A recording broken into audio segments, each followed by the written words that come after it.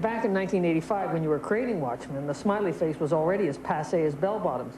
Why did you decide to resurrect that rather dated pop icon?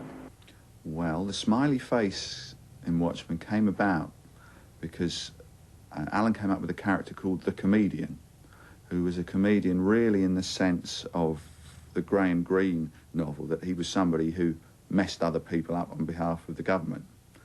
And I had to come up with some sort of visual image of the comedian. Now, you immediately think of the Joker. You think of somebody who's evil and nasty, who's got an insane grin. Well, that's been done. He also had to be a really kind of a burly guy.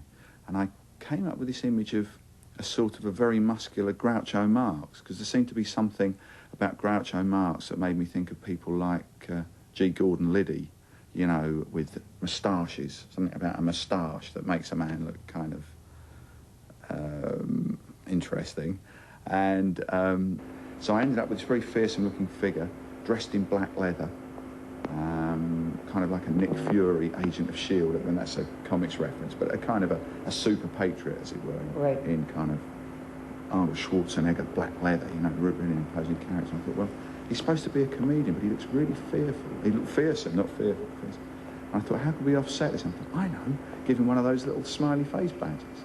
And when we saw it drawn, and when we thought about it, it actually did symbolise the series, because it was the ultimate cartoon image. What the smiley face is, the origin of it, as I understand it, is that there were psychological tests done on infants, showing them different patterns and designs. And this was the least thing that an infant human would recognise as a human face and respond to. It would smile back at the face. So it's the ultimate cartoon. It's the ultimate linear simplification of reality. But the blood is reality intruding on it. Realistically rendered blood is reality intruding on it. And in a way, that's what we were doing. We were saying, well, what if we looked at comic book characters but said, well, what would really happen? And really, that's how the symbol came about. Again, completely fortuitously, and in a way that obviously I didn't foresee when I just drew this little yellow disc on the leather. Originally, it was just a simple image that happened to be in the first issue, but which we found strangely compelling. There was something about that innocent yellow smiley face with that splash of blood across the eye. And I think that was something that other people found as well. It ended up as an emblem of the acid house music scene over here. And for a while, I couldn't go out the house without seeing all these jaundiced, grinning, stupid, bloodshot faces everywhere. I got quite sick of it. But it was a way of manipulating symbols and icons. To me, all comics, to a degree, are using that anyway. Comics is a form of shorthand. It boils down character and plot and event and story into its simplest possible form. It manipulates symbols, it manipulates cliches and images. And with Watchmen, I think we just tried to do that more consciously.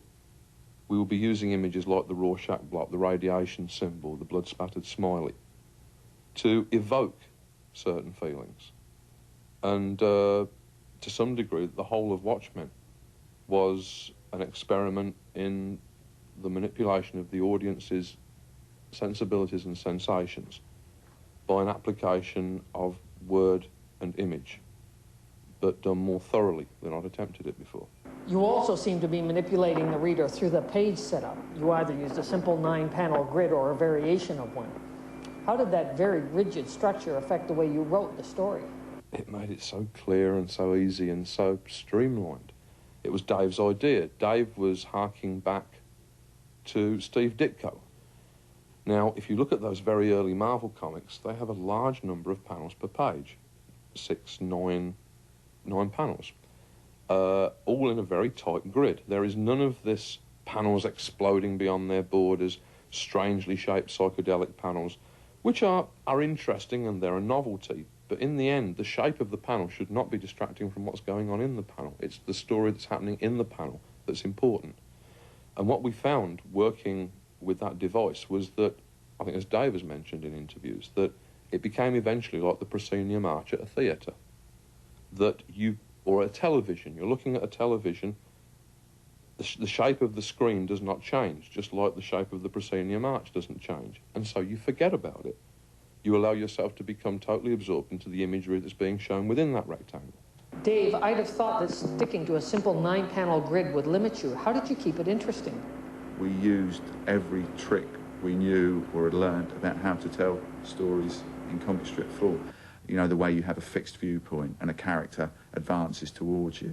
The way that you keep the character constant but you move the camera, as it were, around with him. Things like this.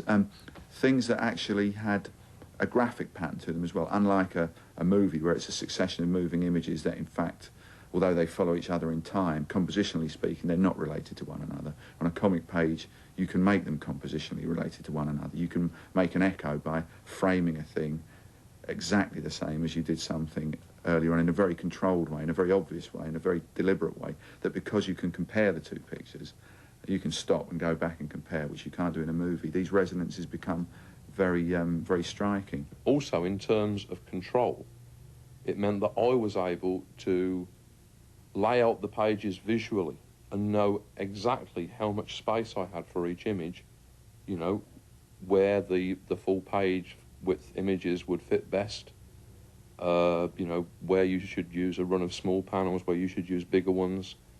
I was able, more so than ever before, to have control over the visual flow of the narrative, which was great for me. I think you'll see in a lot of my other work since then, I've found that grid to be very useful, and I've used it repeatedly. It just seems to me to be a much more classic and direct form of comic storytelling.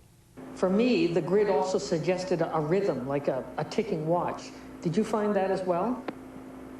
The grid did give it a rhythm, and it also, yes, it was a rhythm. And the interesting thing about a rhythm is that anything that breaks the rhythm becomes very conspicuous. I mean, normally in a comic book, a big picture, we're talking about 2/3 of a page or something. But in a page that's broken up into 9 fragments, even 2 of those put together appears a big picture.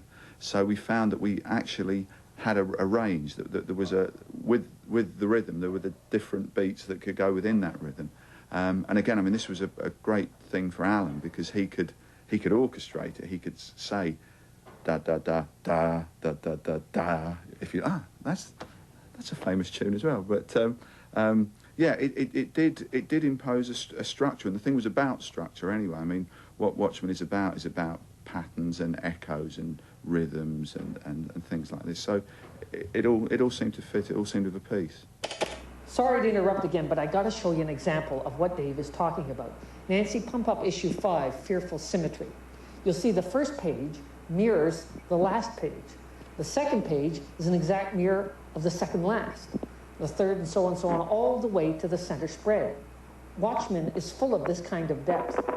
I asked Alan if there was a moment when it all fell into place.